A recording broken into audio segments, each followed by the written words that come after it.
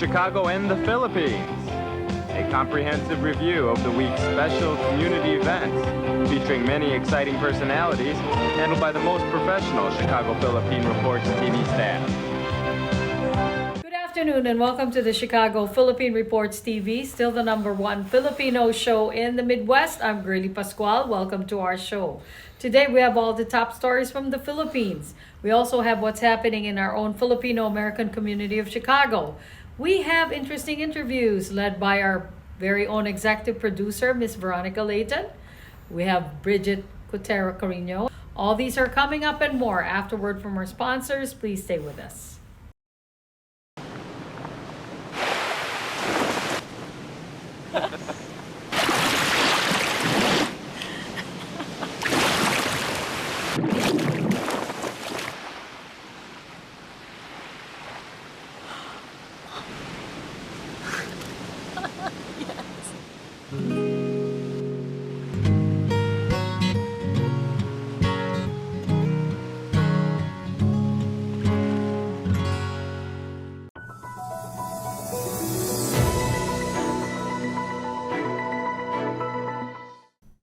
Sino ang mga members po ninyo? The Socorro Bayanihan Services Incorporated defended itself against allegations made by Senator Risa Hontiveros that the group is a cult that abuses children. According to the group, the 8 supposed victims, who are all minors, were coached to fabricate a complaint. But the NBI, which investigated the case, says otherwise. Merong mga handwritten testimony itong mga bata prior to the giving of their affidavits. The NBI investigation cited how the children in the group were separated into different clusters aside from those who were being forced into marriages or hard labor. Itong mga sumapi or the children were given special clusters, no? So iba-iba yung cluster nila. And also meron ding cluster ng sinasabi nila na voluntaryo.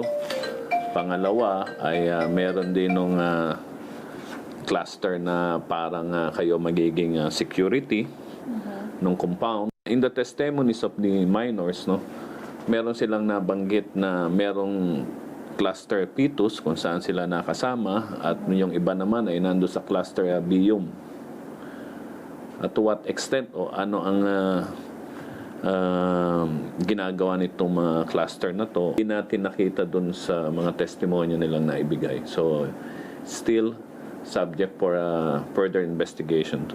The NBI recommended the filing of cases of trafficking, child abuse, kidnapping with serious illegal detention, and violation of the child marriage law against 13 officials of the group last August.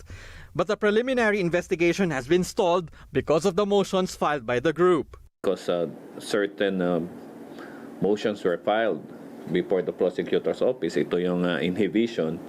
And in fact, na-inhibit to sa prosecutor's office, nag-inhibit, and then it was sent to the regional state prosecutor, and the regional state prosecutor has sent all the files doon sa Bayugan City Prosecutor. So at the moment, nandun yung nakapending doon yung kaso natin. According to the NBI, former members told them that the group has guns and current members undergo weapons training. Aside from those professionals that resigned and joined the may nabanggit sila na sa tingin nila ay PNP members, no? And upon verification with the PNP, it was certified na they were former police officers o miyembro sila ng PNP. But as of the moment, they are separated from the service. Either they resigned or they were dismissed. Hindi natin alam. Ito daw yung nagbibigay nung allegedly pagsasanay sa paghawak ng armas at sa mga military or police drills. But the group asserts its members have no guns. The group has good relations with the Philippine National Police and it has not received any complaint. Wala po. You can look, dalawang beses na pumunta dito ang hipi ng PNP. At saka, kasi sabi nila, the alleged na mayroon kami mga armas. Wala naman. Gusto namin napunta dito ang provincial sa PNP investigator. Meanwhile, DOJ spokesperson Miko Clavano says they are studying the possibility of transferring the complaint to the Justice Department so they can start hearing the case. Meron talagang kulto, and the reason why matatawag natin siyang kulto kasi meron talagang leader of the cult kung saan siya mismo ang nagsasabi na parang divine leader ng buong cult. Meron siyang story na binigay sa mga tao doon, especially sa mga children, to the effect na parang merong malaking catastrophe or parang end of the world na daw. Kaya kailangan nilang lumipat doon sa bukid. Tinetrain daw sila na maging military agents of the cult. At kung hindi sila sumunod, meron silang physical na pag-aabuso. So, the way they act, para talagang sindikato. Vibrant and flourishing. This is the Rosal Reef that scientists from the University of the Philippines Marine Science Institute saw during a marine scientific research expedition in May 3, 2021. A stark contrast to the lifeless seabed covered in crushed and dead corals found by divers from the Philippine Coast Guard and Armed Forces of the Philippines a few weeks ago.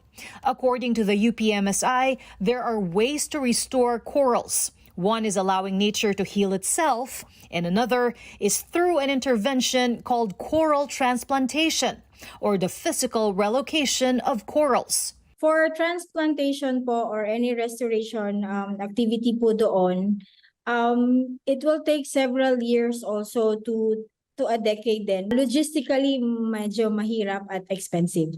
But the UPMSI stresses they need to go back to the site and assess the extent of the damage to determine if restoration is possible, as well as the cost of the damage. Existing studies indicate that every square kilometer of reefs in the Philippines has an economic value of $140,000 US, or almost 8 million pesos. The economic value is based on fisheries potential, tourism value, and inflation rate. Previous studies by the UPMSI also show that 30% of corals in the country are in the West Philippine Sea.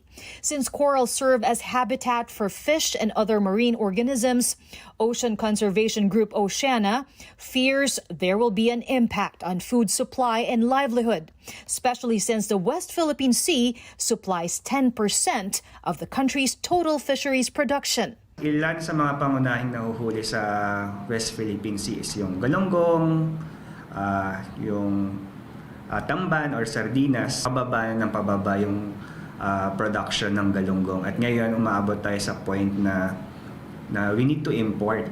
Oceana is actively working with the Bureau of Fisheries and Aquatic Resources in looking for ways to better manage marine resources. The group is strongly urging the Philippine government to declare parts of the West Philippine Sea as marine protected areas before elevating it to international bodies. Mas mabilis kung may presidential proclamation pero mas mapapatibay din kung may legislation. Of course, syempre, kailangan may resources, may budget. Meanwhile, the Philippines delivered an oral statement before the International Tribunal on the Law of the Sea in Germany, stating what it believes are obligations that states must observe in protecting the marine environment, according to the United Nations Convention on the Law of the Sea, or UNCLOS.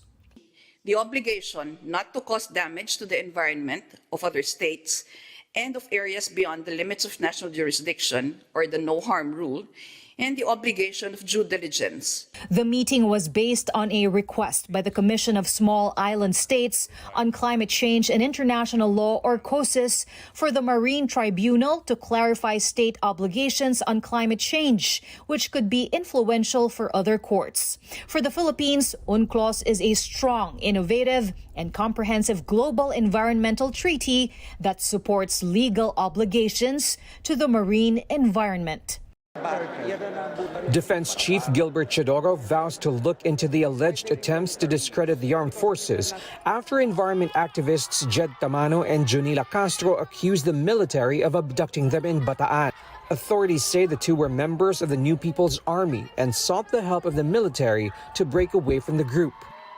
Normally, hindi ko to tolerate ang mga talagang kahit haka-haka lang pinaimbestigahan ko.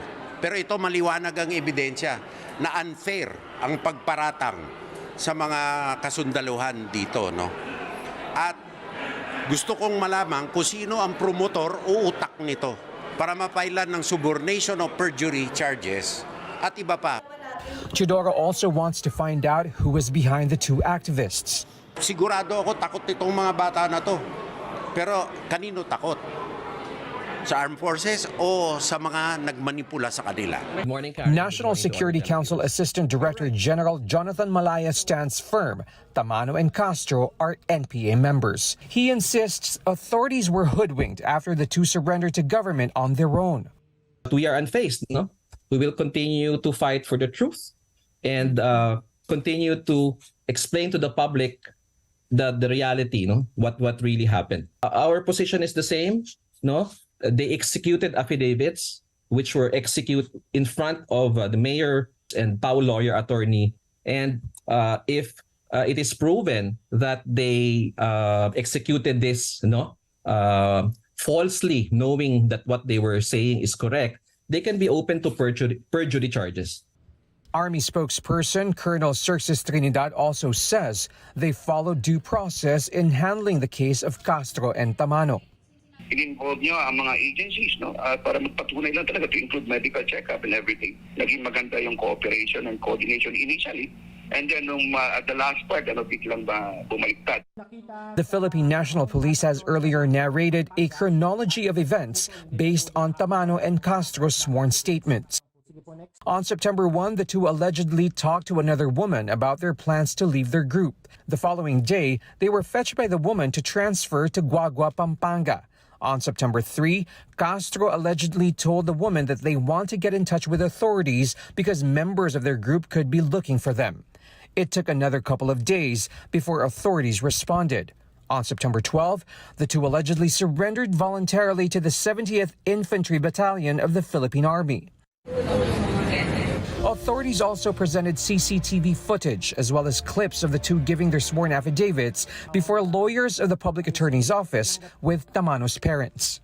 Tiniyak niya na yung laman nitong sinulat kamay ay nasa puso nila. So in-interview siya, ipinaulit niya yung mga sinasabi nila.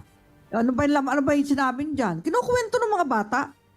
Kaya nga ang pakiramdam namin itong mga batang ito ay may kinakatakutan na baka may gumanti sa kanila. Kaya ganyan nag-recant. But Rosalie Castro, Jonalie's mother, stands by her daughter's statements that they were forced into writing the contents of their affidavits. Bali, tinakot raw po kasi sila. Pinagbantaan po yung pamilya namin. Kaya napilitan po siyang magsabi ng gano'n na mag-surrender na po. Attorney Dino De Leon of the Free Legal Assistance Group, who represents Castro and Tamano, says they are ready to face any charges against the two. De Leon also calls on the military to come clean on what happened, adding that it's difficult for his clients to fool the entire machinery of the armed forces.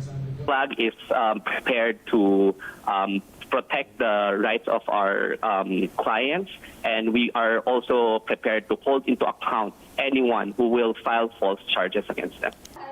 In the meantime, the two activists are grateful after being reunited with their families. Sa totoo lang, hindi namin alam na hinahanap nyo kami, pero nanalig kami doon.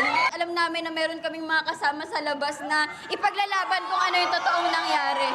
The Commission on Human Rights has yet to release statements pending the report of the regional office. Do you need to get your hands on some extra money right now?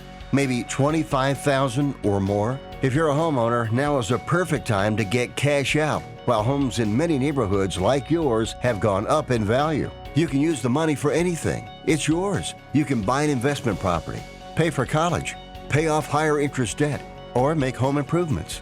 A cash out refinance is the perfect solution to get the cash you need. If you need $25,000, $50,000, or even $100,000, now's the time. Home values are up, and so is your equity. We offer you a way to use it. No need to sell your home or use your savings.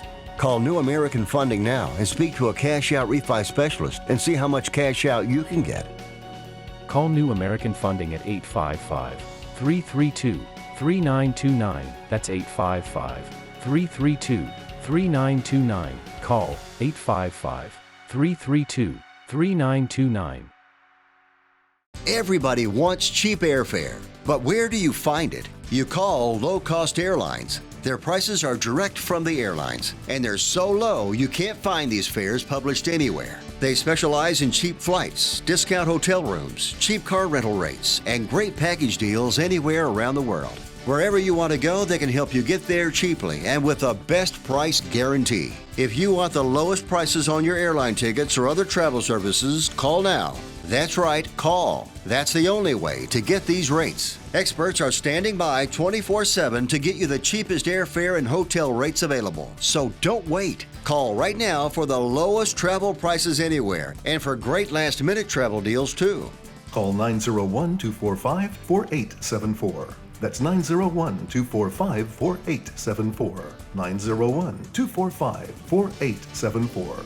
That's 901-245-4874.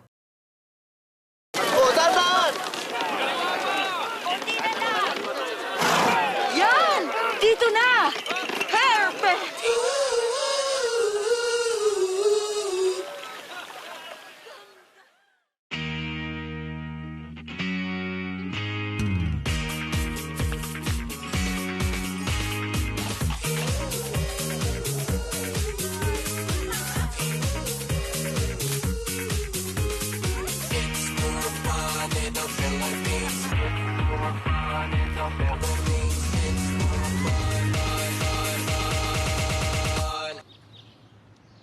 It's more fun in the Philippines.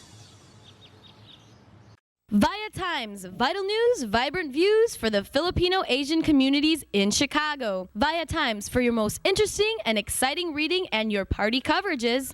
Via Times has very interesting columnists. You name it, Via Times has it. Law, Filipino news, dentistry, immigration, humor, serious opinions, health, beauty, mysticism, Bata Corner, showbiz, and intelligently written editorials. Call Via Times at 773-866-0811.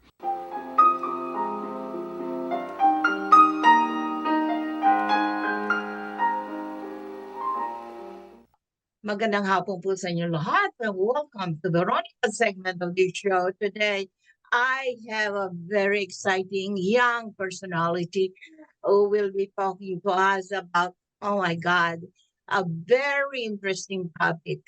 And many of you out there, I think, you still remember what we're going to be talking about. And help me welcome Miss Mylene Agana Howe Richardson. And Mylene is the author of a very interesting book, and she'll be in that book. This is her debut book too, her first time to write a book, and it is a memoir about her mom and her grandma. And many of us are still very familiar with these two people that she wrote about. And you remember Tessie Agana? I'm one of her fans too. And Tessie Agana was really a very popular child star. She was known as Philippines' Little Sweetheart and also the Shirley Temple of the Philippine cinema. Remember? All right. Welcome, Mylene, to our show. And Mylene is one of the 9 children of Tessie and Rodolfo Howe. And these people, this couple, were really very, very active in our community, mostly in the 80s and 90s. And welcome to this very, very pretty a child of Tessie and Rudy. And she's one of the siblings among 9 children. Wow, 9 children. 9 children. Salamat po, Tita Veronica. I appreciate you having me. Thank you so much. And that beautiful introduction of my mother, you said it, the best. She was the Shirley Temple of the Philippines, and that's just, it's still such a surreal thing to say, but that's what everybody has said about her. And I just loved writing this book. And it actually wasn't supposed to be a book, it wasn't supposed to be the way the book ended up to be. It actually was just a passion project that started when my son was 1 year old. And when he was 1 back in 2009, I decided that, you know, family is so important in our in everybody's world, right? Everybody has their own family history, their own culture, whether it's Filipino culture, whether it's Mexican culture, Spanish culture, but everybody has those family values. And I wanted him to see it, to hear it, not from me, because, you know, I'm just the mother.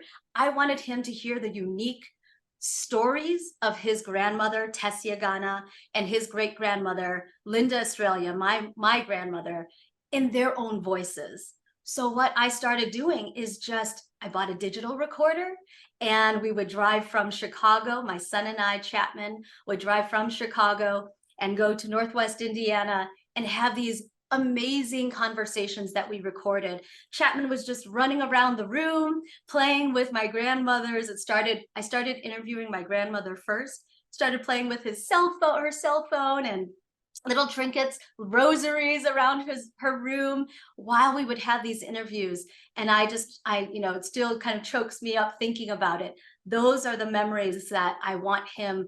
I took many pictures, and I want him to know that those moments are going to be so special for him. And that's really what was the impetus of this book, is just writing these stories down for him in their voices, literally, figuratively in their voices.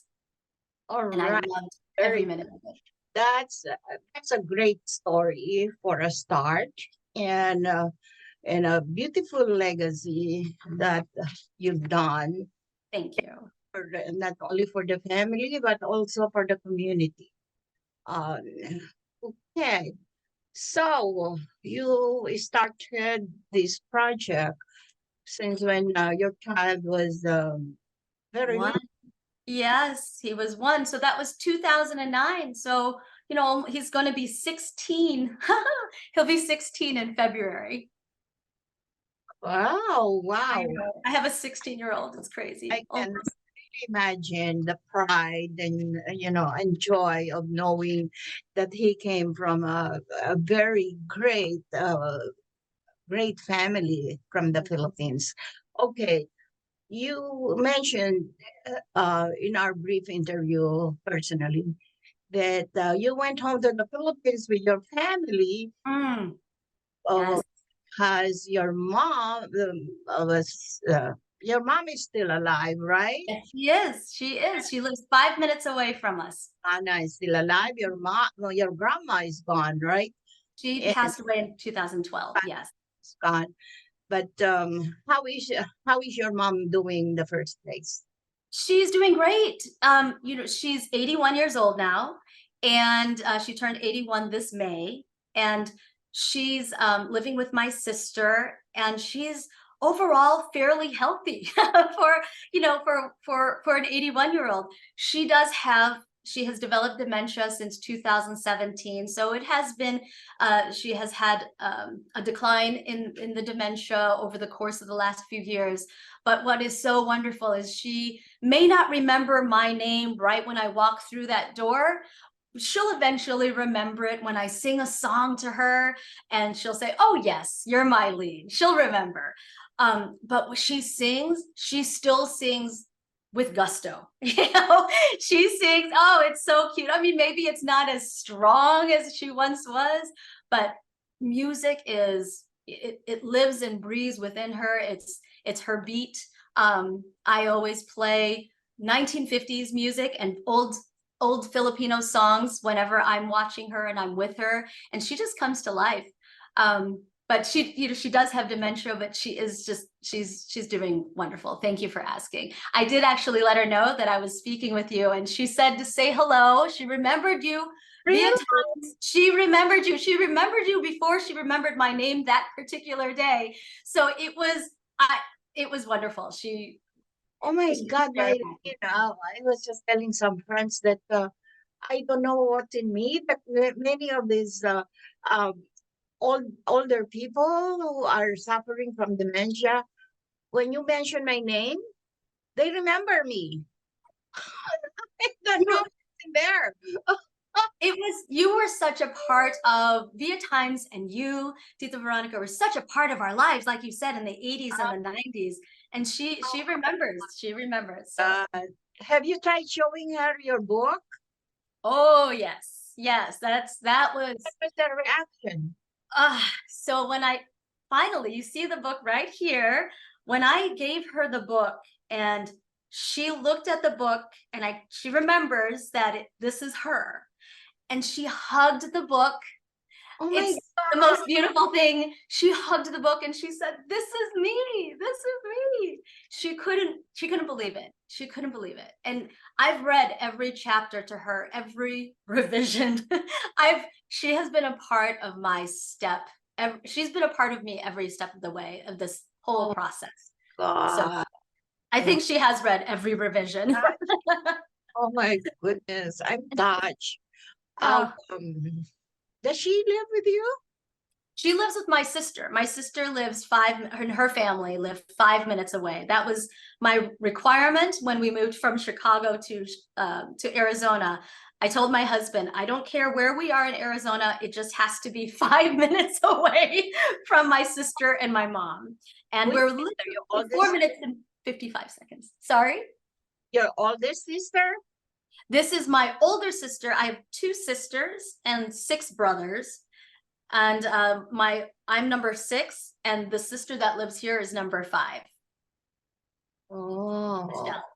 Mm-hmm. Oh, that's neat. Very close family. Very, very close family. How about the other siblings? Are they all scattered all over? Oh my, yes, we are. I'll just go in order. It's probably the easiest for me to remember. So I'm one of 9. Our oldest, Marita, who you said you have met, and we have met before in many, previous occasions. Marita's in Southern California with her family. My second brother, Radmar, is the second oldest. Radmar is a priest, and he is also in Southern California. He's a Jesuit priest. Number 3, Roger, is in Dallas, Texas. He used to live here in Arizona when I moved here, but he got promoted and moved to Seattle, and then got promoted again to Dallas. Let's see, that's 3. Number 4 is Roderick. Roderick is still in Chicago area. He lives in South Elgin. So he's our home base, if you would. He's the only one that's still back in Illinois. And I met. Is he also in entertainment? Roderick is in the hotel industry. Oh, okay. Okay. Any of the siblings in entertainment business? Well, my brother Radmar the priest used to be, and my other brother, younger brother, Rodney, they both used to act in Hollywood. So those 2 were the only ones that kind of dipped their toes into it. It was intimidating. For me personally, it would have been intimidating. So we all kind of had our own paths. But then I still have other siblings that are all over the place. So we have also 4 or 5. Michelle here in Arizona. Yeah, I'm here in Arizona. Yeah. My brother Jun is right after me. He's number 7. He's also in Southern California. So there's 3 in Southern California. My number 8, Rodney, is in Japan. So he married a lovely, lovely Japanese lady, and my sister-in-law, Noriko, and they have a little one in Japan. And then my youngest brother, Riddell, he's in Northern California. So we're all kind of spread everywhere. Very interesting. And you just had a reunion, right?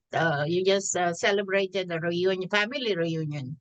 We did. We just had a very big reunion for my dad's side of the family, the Howe side. It was for my grandfather, so my dad's father, back in Illinois. And it was so wonderful. We haven't been back since 2019 with the pandemic. So my entire family went, all 4 of us. My sister, basically there were 6 of the 9 kids that were able to attend with our families, but then our extended first cousins extended family. They were there. I think we had a total of maybe 83 total family members, all within this weekend. And it was so, as I wrote in my blog, it was so good for the soul. It was, we haven't, some of the family members we haven't seen in quite a while. We had a couple that were from the Philippines. Terrific. It was amazing. It was just amazing. Really huge family, huh? Big family. Now, Yes. you went home to the Philippines. Yes. Some of your siblings last year to receive the famous achievement award for your mom. Can you please tell us about that award and what does FAMAS stand for?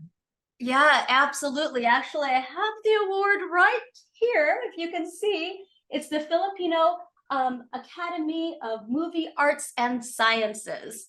And it's equivalent to the American Oscars, if you will. And so she received the Lifetime Achievement Award. And it was so unbelievable to be able to, first of all, take her there live at this special occasion with the red carpet and everything. And we had about 13 family members also from the United States, some of my siblings and their children and spouse of my brother-in-law. My husband went, and it was just so remarkable to be able to not only be there, but to actually see the fans still love my mom. She was 80 years old at the time. She was signing autographs. It was amazing. I didn't even know she knew how to sign her name still, to be completely frank. So she was just so alive and she was in her element for sure. When she was around the people that, her fans, our family relatives there, the Vera Perez family and Agana families, all of the family, it was a big family reunion. So we were there for almost 2 weeks. And it was remarkable. It was remarkable to be able to not only see the fans still have her, she's still writing her own story, is what I said. I thought I was done with her story.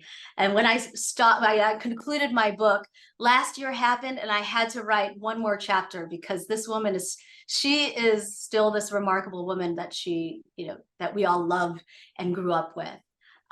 So it was incredible. It was incredible. It was one of those experiences that I think my children will never forget. They're waiting for the next time they want us to go back out there. And my family out there is wondering when we can go out there. So hopefully soon we can maybe do a book tour out in the Philippines. We'll see. Terrific, Miss Eileen, Mylene, sorry. In Agana How Richardson. It's a long one. It's a long one. She is fairly new writer, author of a memoir, and I wonder if there will be a follow-up and in this memoir. We shall see. We shall see. I have many, I could write about every single one of my family members if they wanted me to, because there's always drama in any family, right? But then you have 9 kids, there's always something. But right now we're just going to revel in Mama Tessie and just honor her. Sure. There is always a start in a way. And there will be follow-ups too most of the time. Okay. All right, Mylene. Thank you so much for gracing our show today, and I really appreciate it. And I hope the best for you. Congratulations as a new writer or author of the book entitled, the complete title of the book is actually The Legend of Tessie Agana, beloved child star of the Philippines, right? Is That's that correct. the complete title? That is, the complete book is The Legend of Tessie Agana, Beloved Child Star of the Philippines, An Intimate Portrait of My Mother. All right. Portrait of My Mother. Wow. I love it. I love the title. Salamat po. Salamat. I can't wait to receive a copy. Of course. It is going to be released when? September 20th. Wednesday, September 20th. And you will be here on the week? I will be there on Friday, September 22nd. Will be the first event at the Rizal Center. And then collaborating with Sama Sama Project, the lovely Luella, on Sunday, September 24th. And we will be at the Davenport Piano Bar in Chicago as well. So more details come on the website. Lou, you're going to be with Lou Cabalona. Yes. Lou used to be our Cprtv and Via. She had let me know that. What a small world, right? A small world in Chicago. World.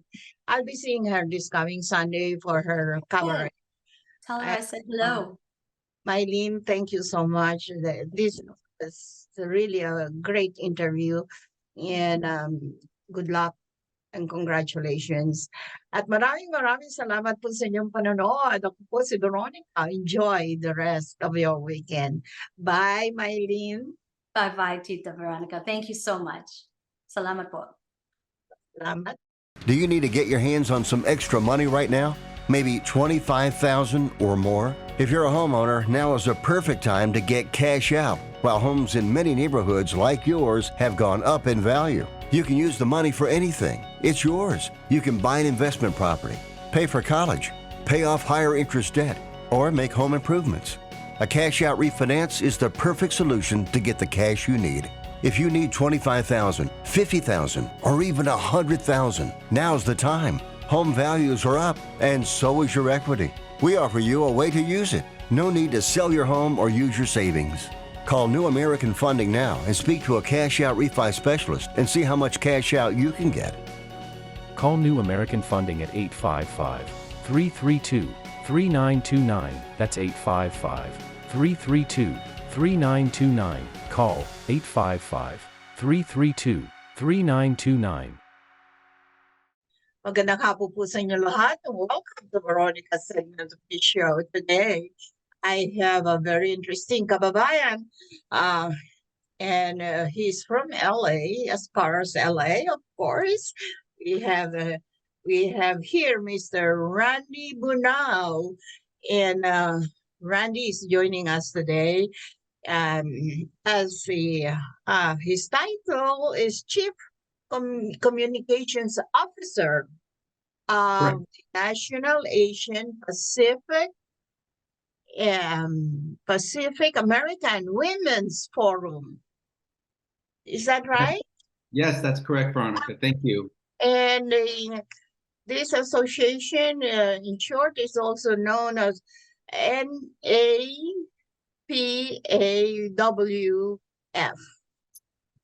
Yeah, we also say NAPOF for short. All right. Randy is here today to talk to us about a very important topic to Asian immigrants here in the United States. Welcome to our show, Randy. And first thing, please tell us briefly about your background. Yeah, thank you, Veronica. Again, my name's Randy Bunao with NAPOF. I'm the Chief Communications Officer here. I have been with the organization for about 2 years. My personal background is second generation Filipino American. Both my parents immigrated to the US, to Los Angeles in the late 1960s. They instilled in me a life of service. And because of that, after college, I've dedicated my career and my working life to helping others. And so before NAPOF, I worked at another organization helping the Asian American Pacific Islander immigrant community in Los Angeles through legal services. And now I'm at NAPOF as the Chief Communications Officer. Okay, and as the communications officer of this organization, can you please tell us about the recent health introduction, or that some congresswomen introduced, and what does it do for immigrants like us? It's also called in short as HEAL, HEAL. Will you please tell us about HEAL? Yeah, thanks, Veronica. So earlier this summer in late July, NAPOF, with our sister organization, the Latina Institute, worked with Congress to reintroduce the HEAL Act for immigrant families. That stands for Health, Equity, and Access under the law. And at heart, it's a legislation that will expand healthcare access to more immigrants in this country, regardless of their status or how long they've been in the United States. So it's about bringing affordable, quality healthcare to more people. And, Veronica, as you know, Asian Americans and Filipino Americans are large immigrant communities in the country. And so it's something that really directly impacts our community. Yeah, specifically, how beneficial is it going to be to immigrants like us? Yeah, I was thinking, before I joined you today, I was reading over my notes and reading over the legislation, and I was thinking about, I have an aunt who recently immigrated from the Philippines less than 5 years ago, and she also works as a cashier at a grocery store. She is a legal permanent resident, an LPR, but because she is under the 5-year mark, she's not able to access Medicaid services.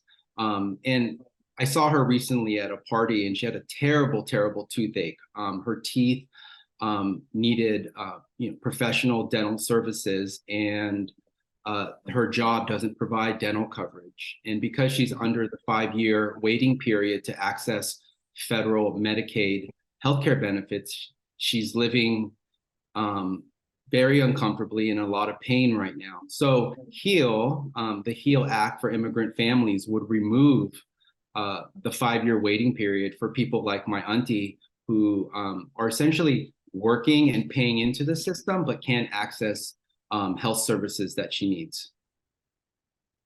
Of course, if HEAL would benefit the Asian Americans and the Pacific members of our group here in America, of course, it will benefit also Filipino Americans like us, right? Of course, yeah.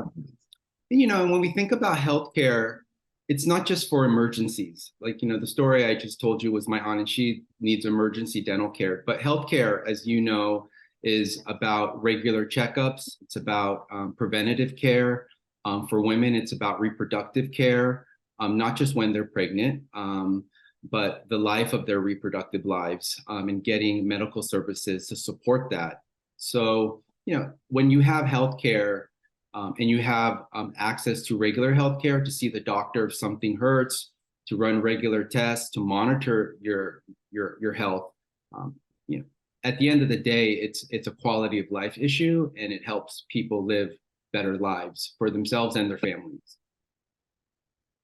Okay, well, this was just introduced, but it was not passed yet in Congress, right?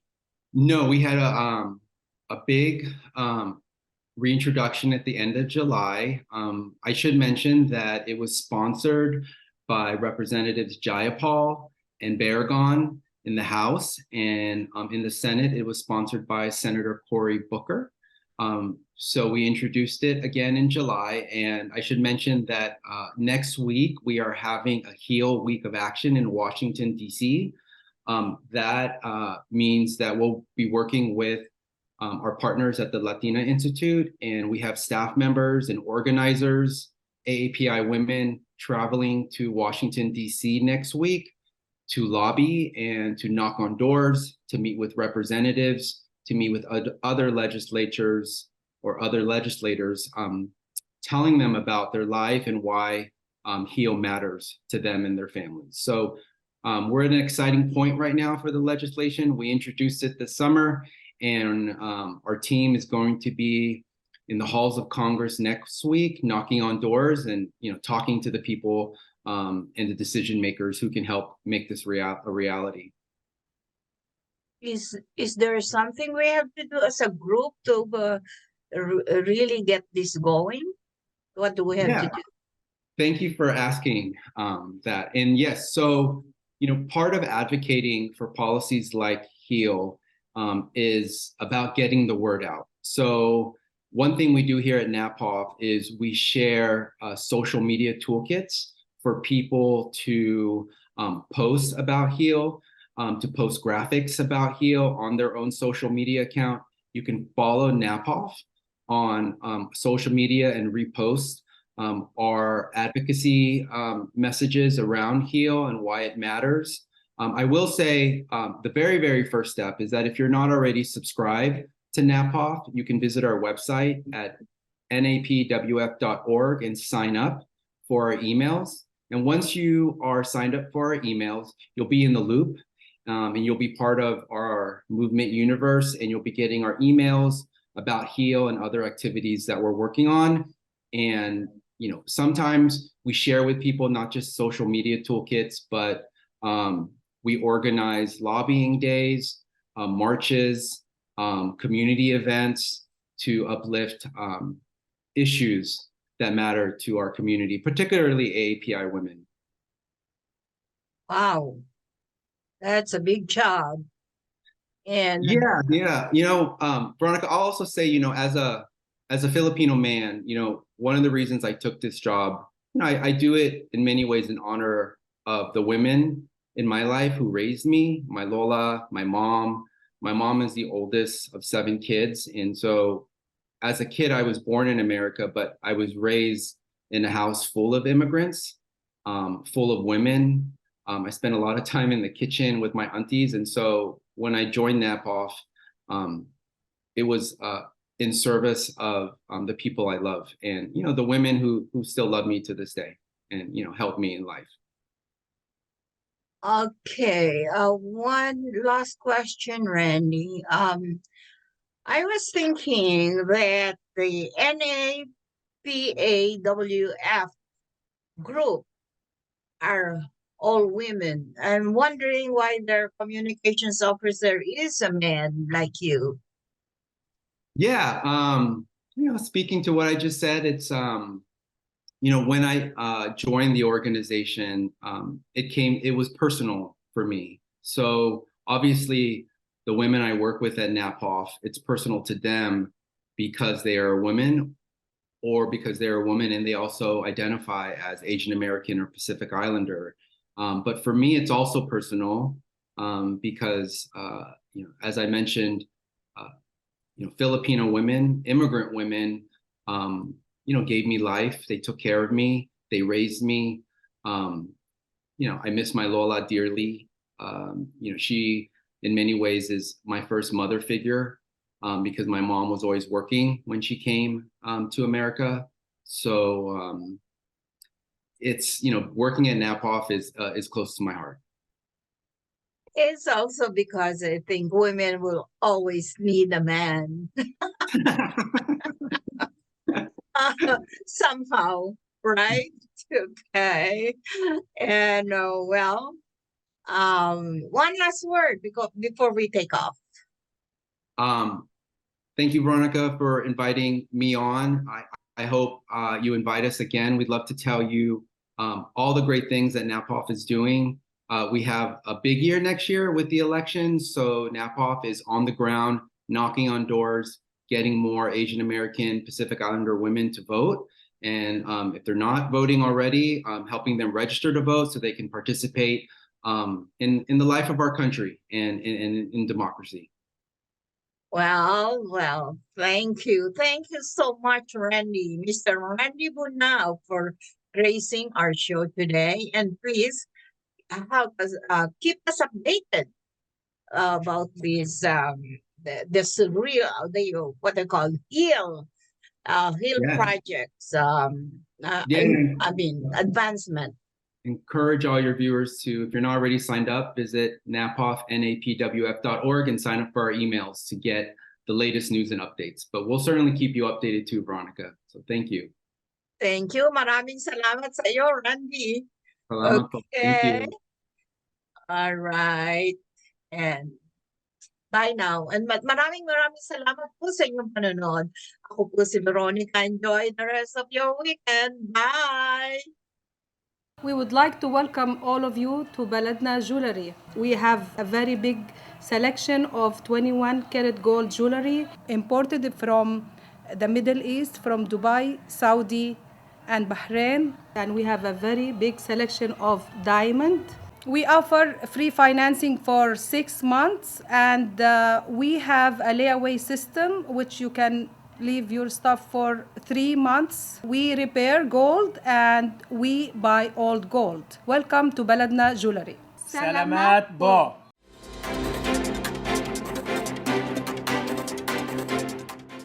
Good afternoon, this is Bridget Carino-Quetter bringing you this week's local news from our community. The state's Pre-Trial Fairness Act is the first in the nation to end money bond statewide. Advocates say people are innocent until proven guilty and shouldn't have to languish behind bars pending trial because they can't afford to bail out. First-time criminal defendants facing lower-level non-violent criminal charges will be processed and released from jail. Those facing more serious charges could be held pre-trial without money bond. The Illinois Department of Public Health, in conjunction with the Illinois Environmental Protection Agency and the Illinois Department of Agriculture, has announced the discontinuation of statewide testing for organochlorine pesticides, such as DDT, in fish from Illinois lakes and rivers. Organochlorine pesticides include DDT and other similar chemicals have been banned for decades, but the state has tested them since 1974 because they are environmentally persistent and can build up in the tissue of fish and other animals. But the levels of these pesticides found through that testing has diminished to near zero over the past nearly 50 years, allowing the state to discontinue testing for those chemicals. As part of National Child Passenger Safety Week, the Illinois Department of Transportation is encouraging parents and caregivers to have their child safety seats checked to make sure they meet current safety standards and installed correctly, as well as learn more about the requirements for children at different ages and sizes.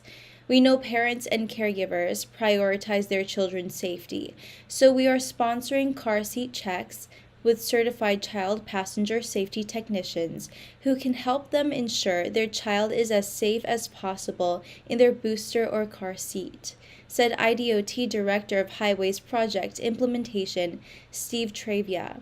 Sadly, 2 children under 13 were killed every day in 2019 while riding in vehicles. Don't wait for a crash to find out whether your child's seat was installed correctly. Governor J.B. Pritzker has proclaimed September 18th through the 24th, 2023, Rail Safety Week in Illinois, marking the 10th year of the statewide awareness initiative.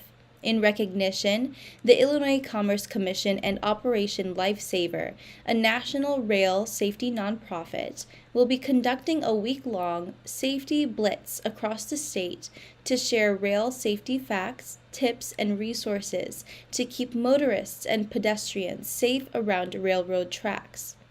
As governor, there is nothing more important than keeping Illinoisans safe, said Governor J.B. Pritzker.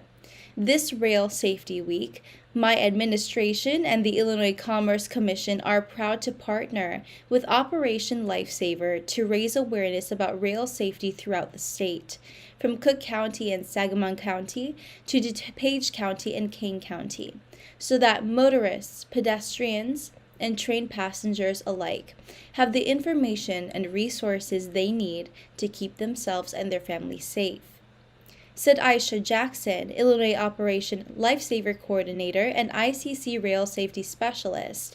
In observance of Rail Safety Week, look and listen for warning signals of an oncoming train to help drive down the number of rail-related accidents in Illinois.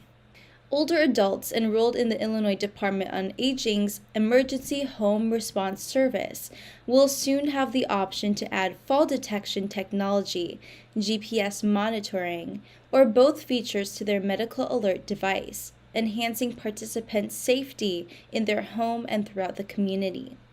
IDOA announced the service enhancements on the first day of Falls Prevention Awareness Week, a nationwide observance with state coalitions and partners to raise awareness on preventing falls, reducing the risk of falls, and helping older adults live without fear of falling. Falls are a leading cause of injuries for people aged 65 and older, said IDOA Director Paula Basta. While prevention is always the goal, it's important to be prepared for a fall and have a plan to get help quickly. The addition of automatic fall detection technology to EHRs can provide extra security for older adults who are at a high risk of falling. That's all for today. Thank you for watching our news this week. This is Bridget. See you next time.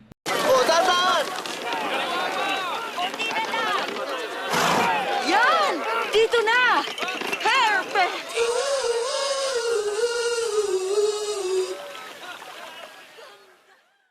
And that's our show for today. Thank you all for watching Chicago Philippine Reports TV. We hope you will stay safe and enjoying this day with your family and friends. I'm Maria Girly Pascual. Maraming salamat sa inyong pagsubaybay and we'll see you back here next week.